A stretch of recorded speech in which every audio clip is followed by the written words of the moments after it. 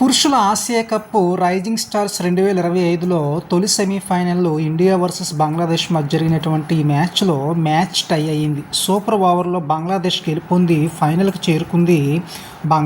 తొలుత బ్యాటింగ్ చేసినటువంటి బంగ్లాదేశ్ 6 వికెట్ల నష్టానికి 194 పరుగులు చేశారు. బంగ్లాదేశ్ బ్యాటింగ్లో హబీబుల్ రహమాన్ సోహన్ 46 బంతుల్లో 65 పరుగులు చేశారు. ఇక టీమిండియా బౌలింగ్లో గుర్జప్రీత్ సింగ్ 4 ఓవర్లు వేసి 39 పరుగులు ఇచ్చి 2 వికెట్లు తీసుకోవడం జరిగింది. తర్వాత బ్యాటింగ్కి దిగినటువంటి టీమిండియా 6 వికెట్ల నష్టానికి 194 పరుగులే చేసి స్కోర్ సమం చేయడం జరిగింది. ఇండియా బ్యాటింగ్లో ప్రియాష్ ఆర్య 23 బంతుల్లో 44 పరుగులు చేశారు. ఇక బంగ్లాదేశ్ బౌలింగ్లో రకీబుల్ హసన్ 4 ఓవర్లు వేసి 39 పరుగులు ఇచ్చి 2 వికెట్లు తీసుకోవడం జరిగింది.